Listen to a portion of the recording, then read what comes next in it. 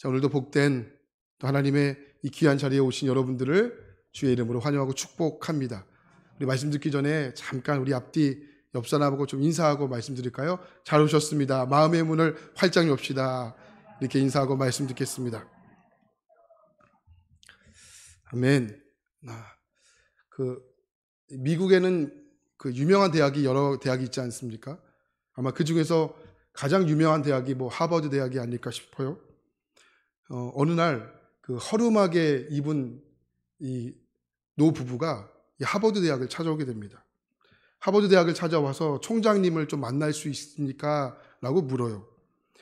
근데 그 행색이 좀 초라하다 보니까 이 관리원이 그 노 부부를 이제 총장님과의 만남을 주선하지를 못하는 거예요. 그리고 이렇게 말해요. 총장님이 너무 바쁩니다. 하실 말씀이 있으면 저에게 말씀하시고 돌아가시면 됩니다. 근데 이 노부부가 계속적으로 그 총장님을 만나야 한다라는 의지를 꺾지 않는 겁니다. 그러다 결국 학교에서 쫓겨나게 되죠. 노부부가 학교 쫓겨나면서 씁쓸한 표정으로 학교 관리원에게 이렇게 이야기를 하는 거예요. 혹시 이런 대학을 하나 만드는데 비용이 얼마나 듭니까? 이렇게 물어요. 관리원이 듣기에 노부부가 약간 좀 정신이 나간 것 같아요. 쓸데없는 얘기하지 말고 빨리 돌아가시라고 이 노부부를 쫓아내게 됩니다. 그리고 얼마 시간이 지났어요. 시간이 지난 다음에 이 노부부가 한 재단을 만들게 돼요. 그리고 이 하버드에게 기부하려고 했던 그 돈을 가지고 한 대학을 설립하게 됩니다. 그 대학이 아마 여러분들도 잘 알고 있었던 대학인데 이 캘리포니아주에 있는 바로 스탠포드 대학이라는 대학이에요. 여러분 스탠포드 대학 참 지금 너무 유명한 대학이지 않습니까? 아마 후에 이 하버드 대학의 총장이 이 기절초풍한 소식을 듣고 얼마나 후회가 되었겠습니까? 근데 기회는 너무 늦었죠. 이제 총장님이 이번 계기로 여겨 학생들에게 학교 정문에, 지금은 있는지 모르겠지만 정문에 이런 글씨를 써 놓았다고 해요. 사람을 외모로 판단하지 마라. 이렇게 써놨다고 합니다. 사실 여러분 이런 실수를 우리가 참 많이 범하지 않습니까? 사람을 겉만 보고 또 단정하고 또 규정하고 판단하죠. 오늘 예수님께서 11절에 보면 이렇게 말해요. 이는 하나님께서 외모로 사람을 취하지 아니하심이라. 사도 바울이 로마서 1장에서 죄의 심각성을 우리에게 이야기합니다. 그러나 로마서 1장에서 죄의 이 치명적인 독성을 이야기했지만 그럼에도 불구하고 사도 바울이 우리에게 강조하고 싶은 말씀이 있었어요. 그게 뭐냐면 1장 16절인데 내가 복음을 부끄러워하지 아니하노니 이 복음은 모든 믿는 자에게 구원을 주시는 하나님의 능력이 됨이라. 이것이 사도 바울이 로마서 1장을 통하여 우리에게 말씀하고 싶은 핵심적인 메시지였다라는 겁니다. 그리고 난 후에 2장으로 넘어오게 되는 거예요. 2장으로 넘어오게 되면서 오늘 말씀이 이렇게 시작이 되죠. 2장 1절입니다. 시작. 그러므로 남을 판단하는 사람아 누구를 막론하고 내가 핑계하지 못할 것은 남을 판단하는 곳으로 내가 너를 정죄함이니 판단하는 내가 같은 일을 행함이니라. 여러분 참 생뚱맞지 않습니까? 1장에서 죄의 심각성을 이야기했던 사도 바울이에요. 근데 갑자기 그러므로 나는 접속사를 사용하고 있다는 거죠. 여러분 그러므로 나는 이 말은 언제 사용할까요? 앞에 있는 내용과 뒤에 있는 내용의 원인이나 근거가 될 때 이 말을 이어줄 때 그러므로 나는 접속사를 우리는 사용합니다. 근데 여러분 1장과 2장은 전혀 다른 이야기입니다. 근데 사도 바울이 이 그러므로라는 접속사를 집어넣음으로써 과연 우리에게 무엇을 말씀하고 싶어 하는 것일까요? 아마도 1장과 2장에는 문자적으로 기록이 되어 있지 않지만 무슨 사건이 있지 않았을까라고 추측해 볼 수 있는 거죠. 근데 여러분 우리가 로마서 2장을 보면서 한 가지 중요한 집중적으로 보아야 할 것이 있는데 그것이 뭐냐면 인칭의 변화예요. 자, 로마서 1장 32절 말씀 보니까 이렇게 말하죠. 그들이 이 같은 일을 행하는 자는 사형을 행한다고 하나님께서 정하심을 알고도 자기들만 행할 뿐만 아니라 또한 그런 일을 행하는 자들을 옳다 하느니라. 그러니까 1장에서 말씀하고 있는 인칭은 그들이라는 인칭이에요. 3인칭 복수죠. 그러니까 3인칭 복수로서 1장을 마무리하고 있는 거예요. 근데 2장을 넘어오면서 인칭의 변화가 시작되게 합니다. 1절 말씀 보니까 그러므로 남을 판단하는 사람아 누구를 막론하고 내가 핑계하지 못할 것은 남을 판단하는 것으로 내가 너를 정죄함이니 판단하는 내가 같은 일을 행함이니라. 1장에서는 그들이 3인칭 복수입니다. 2장에 넘어와서는 내가 2인칭 단수로 변하고 있다라는 겁니다. 여러분 어떠한 이러한 변화가 왜 생긴 것입니까? 1장과 2장에는 과연 어떠한 이유 때문에 인칭의 변화가 생긴 것일까요? 사도 바울이 로마서 1장에서 말씀하고 싶은 대상과 2장에서 말씀하고 싶은 대상이 다르다는 거예요. 1장은 누굽니까? 아직 하나님을 모르는 이방인들에게 이 복음이 무엇이고 복음의 능력이 무엇인가를 설명하고 있는 것이라면 2장은 하나님을 믿는 저와 여러분들, 복음을 알고 있는 저와 여러분들에게 이 하나님께서 유대인들을 대상으로 2장의 말씀을 하고 있다라는 거예요. 설교하는 분들도 마찬가지겠지만 항상 설교를 준비하면서 첫 번째 청중은 바로 설교자 자신입니다. 그러니까 그런 의미에서 본다면 저는 되도록 여러분이라는 표현을 잘 사용하지 않으려고 노력합니다. 또 조심합니다. 그 대신 우리는 또 저희는 그러니까 이런 말을 사용하려고 노력합니다. 왜 그렇습니까? 모든 설교가 마찬가지지만 항상 설교를 전하는 설교자를 포함한 설교가 그 설교에 선포돼야 하기 때문에 그렇습니다. 설교를 준비하다 보면 참 이거 좀 힘들다라는 설교가 있겠죠.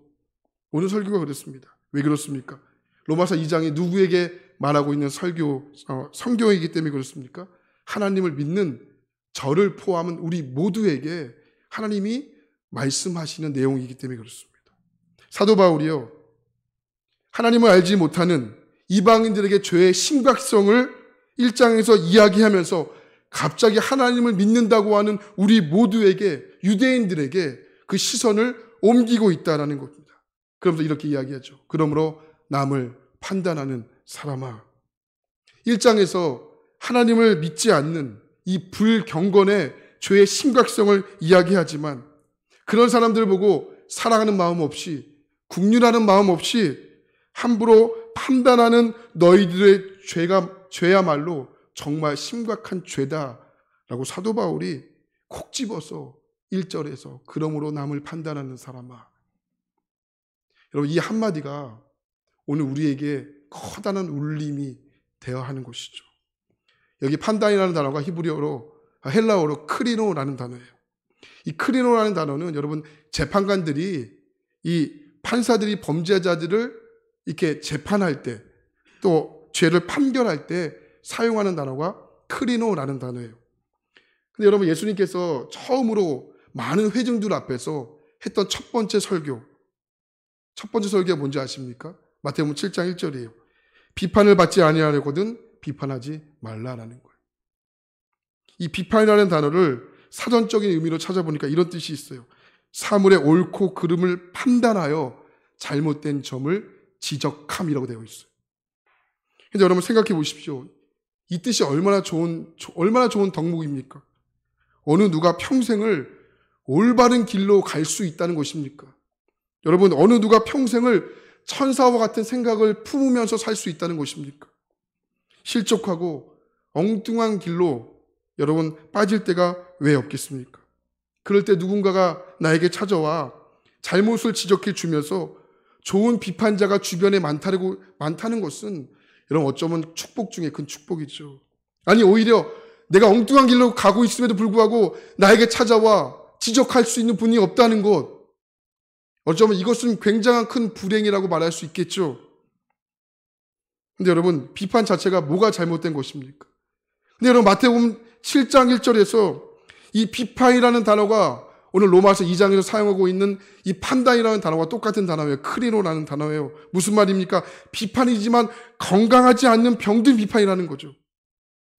우리 모두가 다 예수님을 믿지 않습니까? 그러나 여러분 복음이 내 안에 살아있지 않고 죽어있는 사람들의 특징이 있습니다. 뭡니까? 나에 대해서는 관대하지만 상대방에 대해서는 옹졸하다는 거예요. 나에 대해서는 관대하지만 상대방에 대해서는 옹졸하다라는 거예요. 사실 여러분, 판단하고 비판하는 것은 누가 하는 걸까요? 로마서 1장에 보니까 하나님을 마음에 두기를 싫어했던 사람들이 하는 것이라고 정확히 표현하고 있어요. 1장 29절을 보면 악독이 가득한 자요, 수군수군 하는 자요. 누가 하는 짓입니까? 하나님을 마음에 두기 싫어하는 자들이 하는 행동이라는 거예요. 근데 여러분, 우리가 이것을 보면서 왜 마음 아파합니까? 이것을 보면서 우리가 절망감 느끼는 이유가 뭡니까? 이 하나님 믿는 이 믿음의 공동체, 이 그리스도인들 우리 안에 이런 일들이 일어나고 있는 것 때문 아니겠습니까? 내 인생의 멘토가 되어준 한마디라는 책을 보면 이런 말이 있어요. 상대방의 결점을 눈으로 똑똑히 볼 수 있는 것은 우리에게도 그런 결점이 있기 때문이다. 상대방의 결점을 눈으로 똑똑히 볼 수 있는 것은 우리에게도 그러한 결점이 여러분 있기 때문이다. 여러분, 짧지만 정말 의미 있는 표현이지 않습니까? 우리가 누군가를 판단하고 비판할 때 반드시 그 비판과 판단을 자기 자신에게 적용해야 한다는 거죠. 오늘 2장을 시작하면서 생뚱맞게 그러므로 라는 접속사로 시작한 것 같지만 1장에서 이 이방인들에게 주는 하나님의 심판의 메시지를 바라보면서 유대인들이 고개를 끄덕인 거예요. 당연하지. 그들은 심판을 받아야 할 마땅한 죄인들이지. 근데 사도 바울이 유대인들을 바라보니까 유대인들의 시선이 얼마나 교활하고 얼마나 교만한지를 정확히 짚고 있는 말씀이라는 겁니다. 그리고 그들에게 직전탄을 날리죠. 그러므로 남을 판단하는 사람아. 여러분, 하나님 앞에서 유대인과 이방인이 뭐가 다릅니까? 물론 복음을 먼저 듣고 여러분, 하나님의 자녀가 되는 것은 큰 축복 중에 축복이죠. 오히려 그렇지만 그것이 우리에게 여러분, 복음이 여러분 오염되지 않는 통로로 흘러갈 수 있다면 그것이 축복이지만 여러분, 오히려 고여 썩어 문들어 있다면 여러분, 그것을 자신 있게 축복이지. 여러분, 자신 있게 말할 수 있는 분 여기 계십니까? 그 누가 하나님의 진노에서 벗어날 수 있다고 여러분 자신 있게 여기십니까? 저에게는 형이 한 명 있습니다. 저와 이렇게 연년생입니다. 1살 차이밖에 나지 않아요. 그러니까 그 아들 자녀들을 키워보신 분들이라면 아시겠지만 이게 저하고 형하고 연년생이기 때문에 장난이 아니었습니다. 이게 싸울 때는 마치 격투기 수준급으로 싸웠습니다. 막 때리고 막 장난이 아니었습니다. 근데 또 사이가 좋을 때는 그렇게 케미가 좀 잘 맞아요. 또 잘 이렇게 뭐 이렇게 장난도 치고 웃고 떠들고 이게 장난이 아니었습니다. 근데 어느 날이었어요. 집에서 재미있게 놀다가 형이랑 재미있게 놀다가 집에 있는 TV를 망가뜨렸습니다. 그러니까 어떻게 해도 수습이 안 되는 거예요. 그래서 저희 머릿속에 들었던 생각이 한 가지가 있었어요. 야, 여기를 빨리 벗어나자 하고 저는 순식간에 순발력 있게 그 현장을 빠져나오게 됩니다. 근데 문제는 뭐냐면 형이 그 현장을 못 빠져나온 거예요. 이전에도 TV를 망가뜨린 적이 있어서 어머니가 상당히 예민해 있었습니다. 저희 가정에도 둘째가 TV를 망치로 때려가지고 TV를 망가뜨린 적이 있거든요. 그러니까 그 부모님 마음을 지금 이해가 돼요. 저도 둘째가 TV에 가까이 가게 되면 저절로 목소리가 반응합니다. 거기는 안 돼. 거기는 안 된다. 거기는 안 돼. 이렇게 반응하거든요. 그러니까 부모님에게도 상당한 예민한 반응이 있었던 것 같아요. 근데 저는 현장을 빠져나왔지만 저희 형이 그 현장을 못 빠져나온 거예요. 어머니가 잔뜩 화가 났습니다. 그러면서 이렇게 이야기합니다. 너 왜 또 TV를 망가뜨렸어? 이때 형의 표정을 보니까 어안이 벙벙한 표정이셨어요. 저는 숨어서 지켜보면서 안도의 숨을 쉬고 있었죠. 그때 비속같이 찍히는 목소리가 들리기 시작합니다. 야, 이호성, 너 당장 나와! 이렇게 하는 비소 같은 소리가 들리기 시작합니다. 뭐 잘했다고 숨어 있어? 너도 형이랑 똑같아! 그나마 엄청 혼났습니다. 오늘 말씀을 준비하면서 이 장면이 생각이 나는 거예요. 야, 이호성! 너도 똑같아. 지금 사도 바울이 로마서 2장에서 유대인들에게 외치고 있는 것이 그거 아니에요? 야 임마 너도 똑같아 임마. 너희들이 지금 이방인들에게 죄인이라고 판단하지? 야 임마 너도 똑같아. 이게 생각이 난 거예요. 어느 초등학교에서 구구단 시험을 봤어요. 칠판 선생님이 이렇게 썼습니다. 8 곱하기 7은 뭘까요? 여러분 8 곱하기 7은 뭘까요? 8, 7에 여기도 이런 교시의 현상이 일어나고 있죠. 8, 7에 56이죠. 근데 두 명의 친구가 정답을 틀렸어요. 한 친구는 54라고 썼고 한 친구는 48이라고 썼어요. 선생님이 그 답을 보고 다 0점 처리를 하게 됩니다. 이때 한 친구가 선생님에게 찾아가요. 그 선생님이 따지죠. 선생님, 저는 2밖에 안 틀렸고 쟤는 6을 틀렸는데 어떻게 저와 저 친구와 똑같은 점수를 줄 수 있습니까? 이건 맞아요? 틀려요? 나는 2밖에 틀리지 않았기 때문에 좀 더 맞는 거고 쟤는 6을 틀렸기 때문에 좀 더 틀린 거고 이거 우스꽝스러운 소리 아닙니까? 로마서 2장에서 나오는 유대인들이 지금 시험지를 들고 항의하고 있는 어린아이와 같은 거예요. 하나님의 말씀을 완전히 벗어났든 아니면 조금만 벗어났든 모두 똑같이 벗어난 거죠. 도찐 개찐 50보 100보라는 거예요. 인간은 다 거기서 거기죠. 누가 누구를 판단하고 누가 누구를 비판할 수 있다는 겁니까? 여러분 은혜가 왜 은혜입니까? 은혜는 내가 하나님 앞에서 특별하지 않다는 것을 인정하는 것으로부터 은혜가 시작이 되는 거죠. 여러분 우리가 어떻게 하나님의 자녀가 되었어요? 은혜 때문이죠. 여러분들이 특별해서입니까? 처음부터 특별한 존재였기 때문에 하나님이 여러분들 구원하신 겁니까? 심각한 죄 속에 있는 자였죠. 지옥에 갈 수밖에 없는 죄였죠. 심판을 받을 수밖에 없는 그런 자였습니다. 근데 하나님이 그런 자를 들어 은혜의 자리로 옮겨주신 거예요. 특별해서가 아니라고요. 이자야에서 나오는 어리석음이 바로 그거 아닙니까? 그들이 특별해서입니까? 아니죠. 하나님이 그들을 죄의 자리에서 구원의 자리로 들어 옮겨준 거죠. 특별한 게 아니라고요.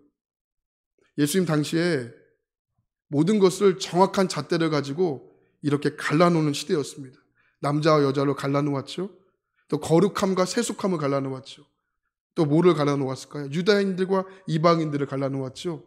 의인과 죄인을 갈라놓았죠. 좋은 것과 좋지 않은 것을 갈라놓았죠.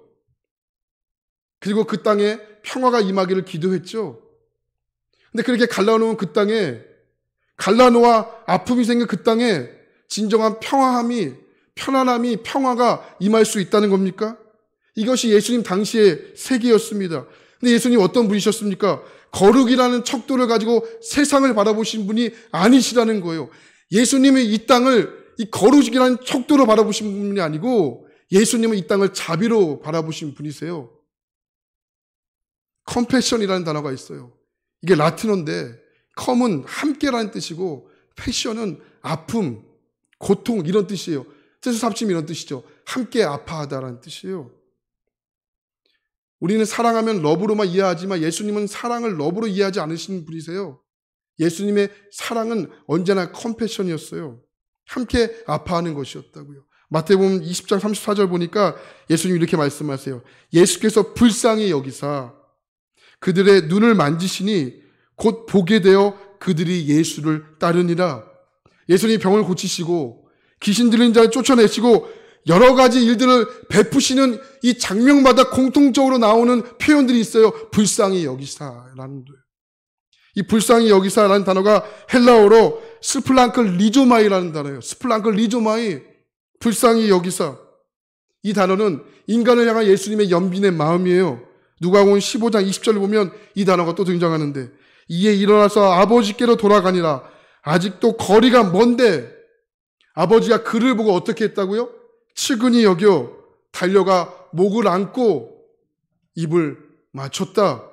여기 등장하는 측은히 여겼다. 스플랑크 리조마이라는 단어예요. 근데 여러분 스플랑크 리조마이라는 단어가 예수님께서 인간을 향한 연민의 마음인데 이 어느 정도의 마음인지 아십니까? 스플랑크 이게 어떤 뜻이냐면 인간의 창자, 인간의 내장을 의미하는 이런 표현인 거예요. 무슨 말입니까? 예수님께서 인간을 바라보실 때 어떻게 바라보신 겁니까? 불쌍히 여겼다. 이 정도가 아닌 거예요.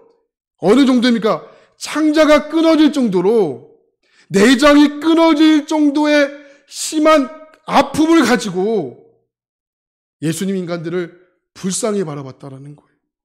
여러분, 우리가 이런 말 많이 사용하죠. 심장이 멈추는 줄 알았다. 또 무슨 말? 간 떨어질 뻔했다. 폐부가 찌르는 듯한 아픔이다. 여러분, 이 표현들이 우리의 마음이 어느 정도 아팠는지를 표현하는 날카로운 표현이지 않습니까? 예수님의 사역 앞에는 항상 스플랑크 리조마이라는 이 단어가 항상 있었습니다. 스플랑크 리조마이, 창자가 끊어진 듯한 아픔으로 그들을 불쌍히 여기시고 기적을 베푸셨습니다. 스플랑크 리조마이, 창자가 끊어지는 아픔으로 그들을 불쌍히 여기시고 죽은 자를 일으키셨다는 거예요. 스플랑크 리조마이, 창자가 끊어진 듯한 아픔을 가지고 그들을 불쌍히 여기시고 먹이셨다는 거예요. 예수님의 모든 사역 앞에는 스플랑크 리조마이, 이 단어가 항상 존재했다라는 거예요.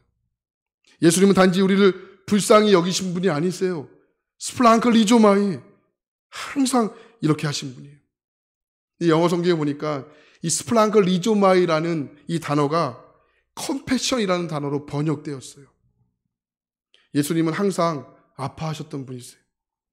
이것이 예수님이 이 세상을 바라보셨던 잣대였다는 것. 왜 그렇습니까? 예수님은 아신 거예요.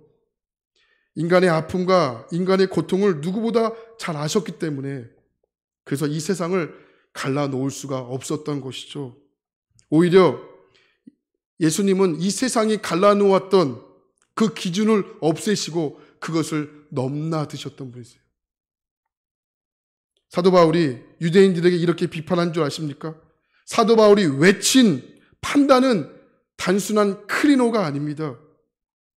여기에는 하나님의 스플랑크 리조마이, 안타까움이 그 속에 묻어져 나온 것이죠.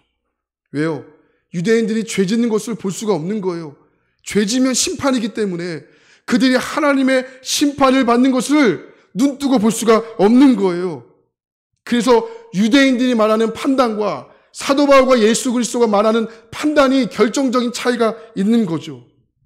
사도 바울이 그런 유대인들에게 뭐라고 이야기하는 겁니까? 오늘 말씀 4절과 5절을 보십시오. 4절과 5절 말씀 보면 이렇게 표현합니다. 같이 볼까요? 시작. 혹 내가 하나님의 자비하심이 너를 인도하여 회개하게 하심을 알지 못하여 그의 인자하심과 용납하심과 길이 참으심이 풍성함을 멸시하느냐. 다만 내 고집과 회개하지 아니하는 마음을 따라 진노의 날, 곧 하나님의 의로우신 심판이 나타나는 그날에 이 말 진노를 내게 쌓는도다.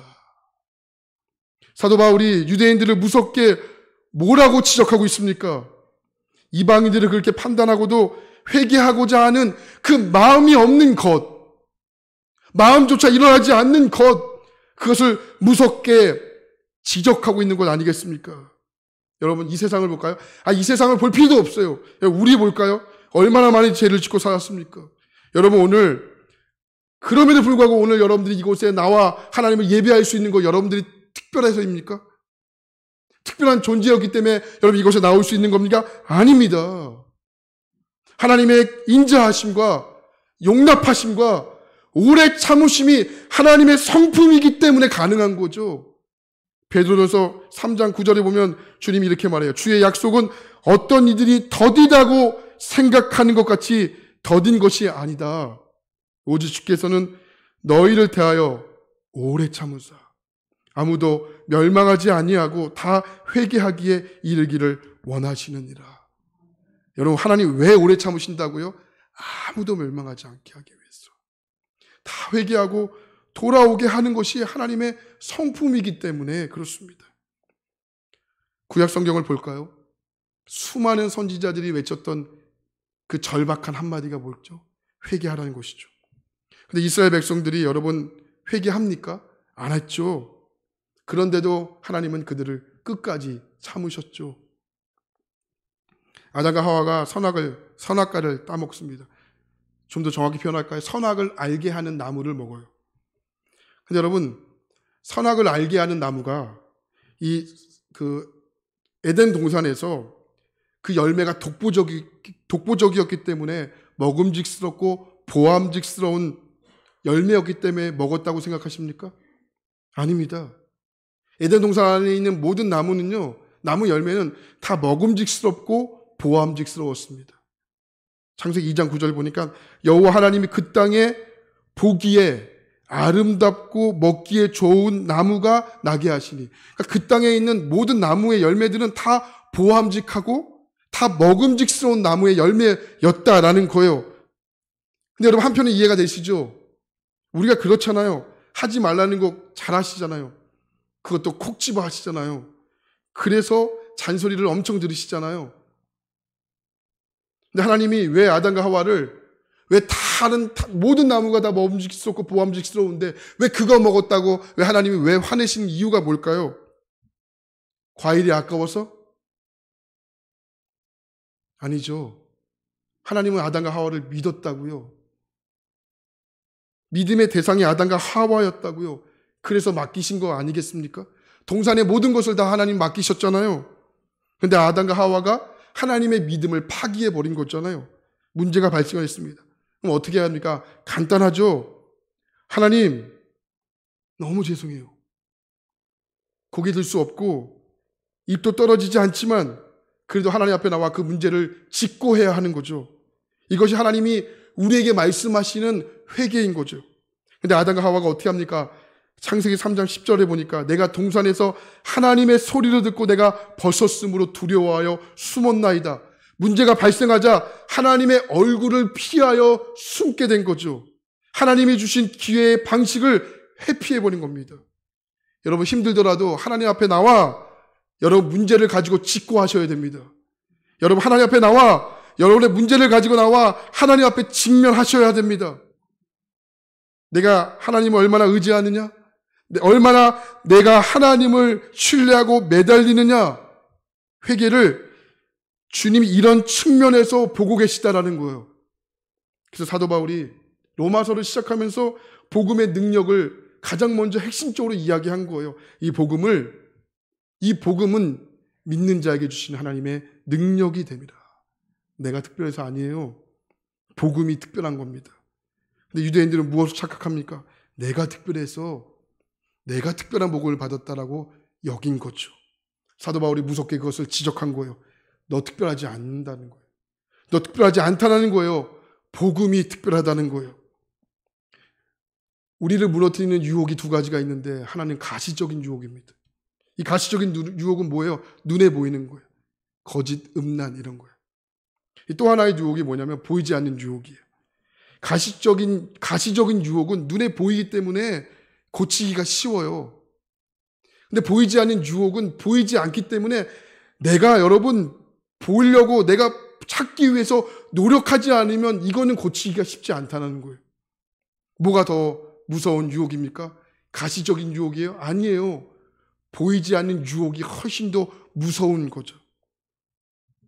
여러분 로마서 2장에서 유대인들이 짓고 있는 이 죄는 나 스스로 영적으로 민감하게 깨어있지 않으면 절대로 볼 수 없는 죄이기 때문에 무서운 거예요. 그래서 뭐가 무서운 겁니까? 판단하고 비판하고 정죄하는 게 더 무서운 죄라는 거죠. 그래서 여러분 오늘 우리에게 여전히 복음은 필요합니다. 저와 여러분들에게는 저와 우리 모두에게는 복음의 능력 앞에 서야 됩니다.